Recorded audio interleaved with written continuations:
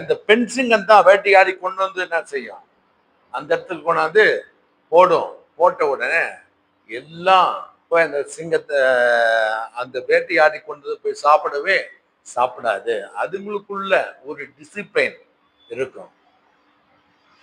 முதல்ல யார் தான் வந்து சாப்பிடணும்? முதல்ல ஆண் சிங்கம் தான் வந்து சாப்பிடும். வேற எதுவும் சாப்பிடாது. நீ வேட்டையாடி நான் தான் கொண்டு வந்து போட்டேன் அப்படின்னு சொல்லி பெண் சிங்கம் வந்தா கூட அது கூட என்ன செய்யாது, சாப்பிடாது. அந்த சிங்க குட்டிகள் சின்ன குட்டிகள்லாம் கத்து சாப்பிட்டோம்பா முல்ல அப்படின்னா கூட இந்த சிங்க குட்டிகளை கூட என்ன செய்யாது, சாப்பிடவே சாப்பிடாது. அது என்ன சாப்பிடுமா, ஆண் சிங்கத்தை தான் அங்க வந்து முதலாவது சாப்பிடும்.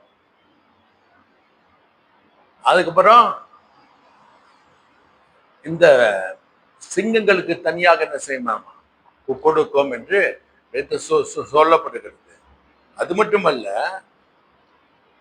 ஒரு சில நேரங்கள்ல அதுவே முழுசும் அதையே சாப்பிட்டுச்சுன்னு வச்சுக்கோங்க, இது முழுவதுமே ஆண் சிங்கமே சாப்பிடுது அப்படின்னு பார்த்தா அன்னைக்கு அதுங்களுடைய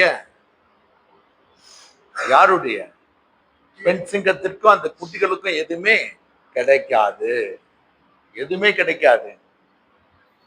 அப்ப இந்த சிங்க குட்டிகள் தாழ்ச்சி அடைந்து பட்டினியா இருக்கும்.